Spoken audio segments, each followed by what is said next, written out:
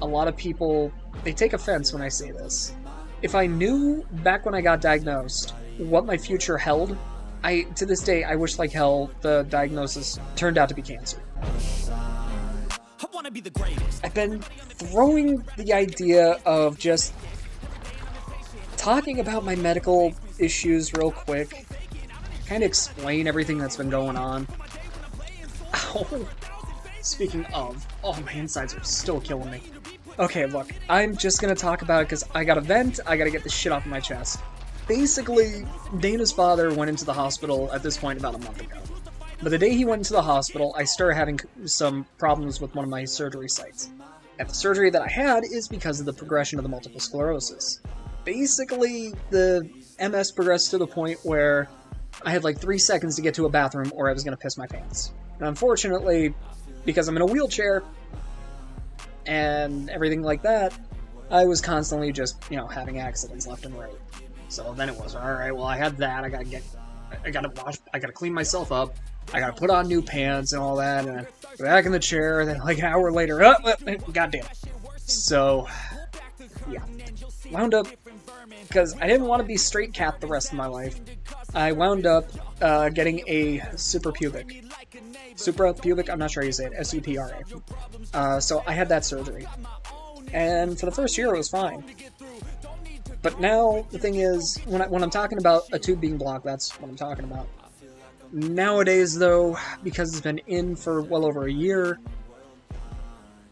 it's kind of not constant infection or anything like that, but colonization. That's the phrase they use. That's the term. And due to the colonization, I am far more prone to UTIs, which was something when I was sold on the suprapubic, I was told would decrease in frequency. No, it amplified it. It got 1,000 times worse. But, it's something I have learned to deal with. And when Dana's father went into the hospital, I started showing signs of a UTI. And because I wanted to be here for Dana, I just dealt with it. And unfortunately, the infection got worse. And the samples that, it took like 2 weeks for the home nursing agency that I use to actually get a urine sample to the lab to get tested. The first one, they didn't do it right, so they had to throw it out. They didn't label it right or something like that. And then the second one, it came back contaminated because of the colonization. And it was a few days after Dana's father went to the hospital, he passed away. And it was 2 weeks later that all of that finally started happening. And I lost my father while I was in a nursing home. I had nobody for support. I know what it's like, I know the pain, so I didn't want Dana to go through it alone, so I toughed it out. Dealt with it. But the past week and a half, it got to the point where I can't hold out anymore. Something has to be done. So they finally got a sample out, and that's the one that came back contaminated. I couldn't take it anymore, so I went to the hospital. And the hospital jerked me around. They did a CT scan, they changed out the tube, they irrigated my insides horribly, 1,500 milligrams of saline pumped into my system, to the point that it literally was coming out of the surgical site. There was so much in there. They're like, oh my god, we need to tell the doctor this. And I'm like, oh my god, you need to stop filling me with friggin' saline. How about that? But the sample came back clean, probably because they literally flushed everything out of my system and then took a urine sample. So the doctor just kicked me out of the hospital. I was still in pain, I was still having complications, and the tube was starting to close up on me. So I'm like, alright, I'm just going to talk to my urologist. So my urology appointment shows up and the tube is it's closed. I didn't know if it was the tube itself or something putting pressure on the tube because of the infection. The doctor at the emergency room had said it was just inflammation. Didn't give me any meds for the inflammation. Nothing with the UTI, just nothing, just sent me home. The urologist said, okay, look, here, I'm not going to give you a medication. I don't want to over-medicate you. Like, I'm dying here. I'm in so much friggin' pain. Come on, man. Give me something. Help me out. This is not the cry of an addict. This is somebody who is freaking dying of pain, you know? I couldn't pee. For lack of a better term, I couldn't pee. It was going around the surgery site. It was painful. So I'm talking to him, and he goes, well, we've got like 3 other options. We can bump you up a size, and they did that on accident the one time. I was given the wrong size tube. Oh, hell no, that hurt. But it's probably going to end up being a necessary evil. They could do that, or I can go in for surgery, and they scoop my bladder out and replace it with a bag. I'm like, yeah, we're not doing that. And he doesn't even want to do that. But basically it was same thing as the emergency room doctor, go home and suffer.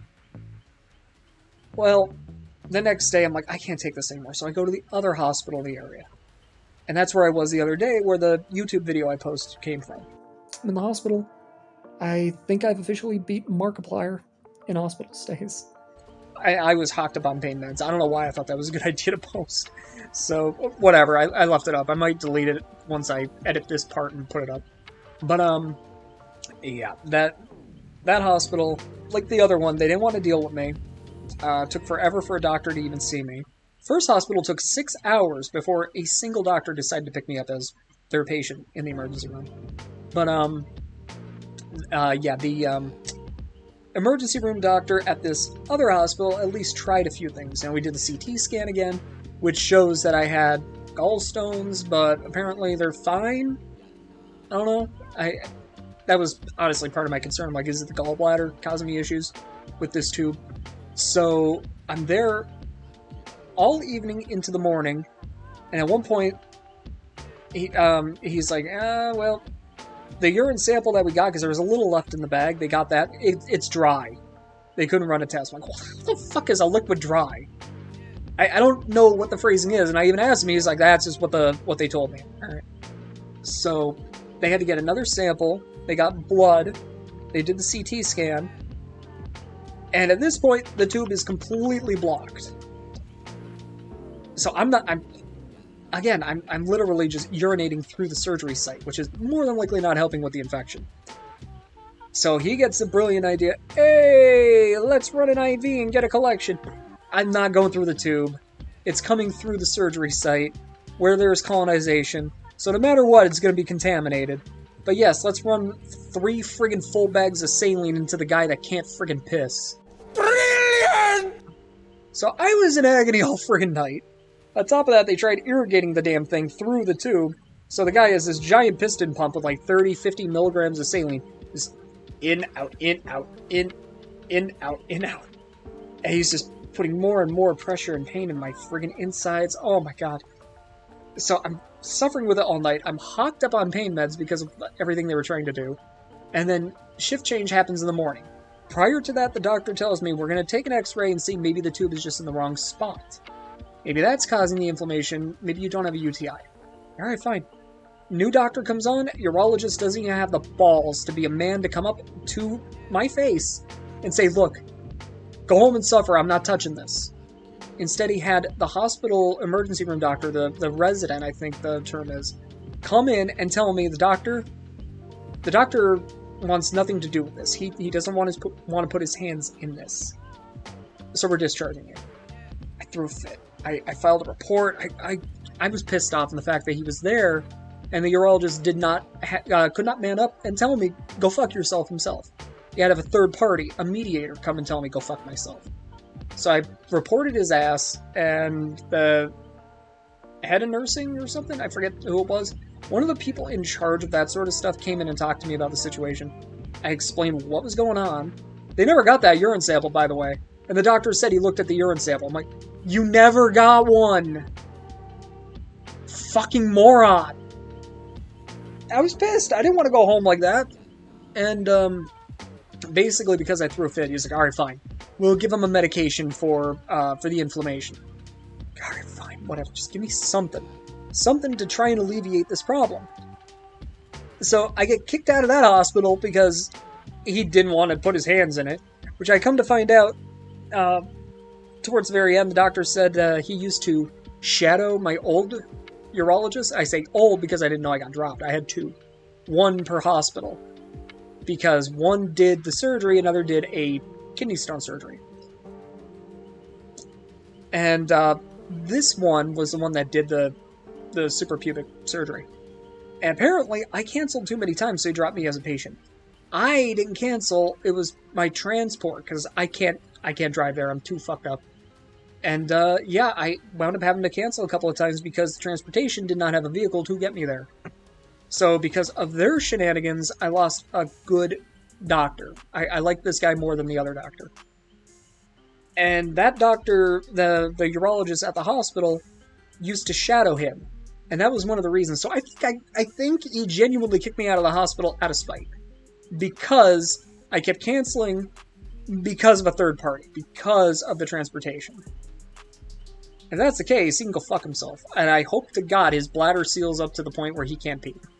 And he gets to suffer the same fate that I had to. So for the past few days, I have been here in absolute writhing agony, unable to properly urinate. Thankfully, the home nurse was able to change the tube out. Instant relief. I can urinate again. That's where I'm at right now. Now, because this is happening constantly, I'm debating, do I want to go through the hell of a bigger tube that will literally alter my insides again? Or do I just say, fuck it, scoop the bladder out, and just go with a bag? Which the nurse said that might be more beneficial because there wouldn't be that much of a buildup of sediment, of proteins and whatnot, especially when I have a UTI, that would cause these issues. She flat out said, like, it literally is like a bag in a bag, so I'm like, oh, okay, great. There is going to be a bag in a bag inside of me instead of my bladder. That's freaking awesome. But it's something that I'm going to have to really sit down and think about, because I don't want to go through this hell again. That was rough. And that anti-inflammatory medication that I was supposed to be prescribed, it's a freaking antibiotic for a UTI. So I fucking hate the medical care in this area. I don't even know where to begin. And honestly, that's the biggest problem. Did have another surgery because of the MS. And it was also due to what I went through for like a year and a half that I was gone here. I was part of the reason behind that. I changed MS medication. I'm just going to fucking go all out here. I changed MS medications, and because of that, I wound up having a lot of open sores. Ocrevus, how about that? I was one of the very rare few that had sore symptoms. And because of that, I wasn't really able to go to the bathroom normally. Because of the progression of the MS, much like the bladder, I had like no cue whatsoever that I had to have a movement. So, basically, that year and a half that I was gone, I was literally just pissing and shit in the bed. So my body had no control over any of that because of the progression of the MS. So not only did I end up with a suprapubic, I also got an ileostomy, which is not a full-blown ostomy. It's a reversible one. So if my condition ever gets better, I'm going to have it reversed. Sadly, that's probably not going to happen. And it was something I was debating on for the longest time as a life betterment choice. I have a lot of family that hate that I got it, but it's one of those things of what's better? You not having to not see it, or, you know, my general happiness. I'm sorry, fuck you, I'm choosing happiness. So, yeah, I just kind of wanted to get all that off of my chest. So, my body, at this point, I lost my ability to walk. I lost my ability to control bathroom issues. And now we're talking about removing another part of my body entirely. My appendix burst years ago, so that's gone. Having gallstones, so we're all monitoring that now. My hip came dislocated during that year and a half I was gone, which caused the MRSA to go into my freaking blood system. So I had to have surgery on my head. and they put a friggin' Gerbil stone in. And now there's a chance I might go to have my bladder removed. My body is a fucking failure. And then everybody asks, why are you so miserable? I'm like, I'm as happy as I can possibly be given the situation. And then, of course, the couple times I friggin' overcame death from sepsis and the MRSA and the blood. I've been through hell. I was supposed to be an FM radio DJ. And I was for a little while. Then my body just shit the bed. And yeah, that's everything. I kind of... Yeah, I know a lot of you watching the video on YouTube or the VOD, because I am going to load this. I just need to get off my chest. I'm tired of jumping around the topic. It is private to me, but you know what? I don't even care anymore. I know some of you don't really give two shits. I've actually been yelled at to quit talking about my MS and my health issues. But I kind of just... So everybody's on the same page and understands what the problem is. I needed to do this, so... Thank you if you stuck with this through the VOD. I know nobody's watching right now. Part of the reason why I feel okay saying it, but... If you happen to catch this in the VOD, it is what it is. That's what I'm dealing with. And if you're watching this on YouTube, thank you for putting up with my ass. I know some of you have been following for years. So, I really appreciate it. It means the world to me that you guys stick through this with me, because, man, it's been a journey. Slow trek into hell. And a lot of people, they take offense when I say this. Given the progression of the disease, and again, a lot of this is because the third party's fucking around with medications. If I knew back when I got diagnosed what my future held, what hell it would be, to this day, I wish like hell the diagnosis initially turned out to be cancer. Or a friggin' tumor. Because at least that, we could fight, potentially fix. I'm not talking like a cure for everybody. I mean, like, we can... If that were it, surgery, chemo, what have you, things could be done to get rid of it. Instead, I'm stuck with a disease that has no cure and is with me, slowly crippling me until I die. And yeah, I think I would have rather cancer or tumor, because if all those things failed, at least there was an end in sight. But given that, you know, I beat death so many times the past few years, I think I somehow would have overcome cancer and still had to deal with MS. I don't know.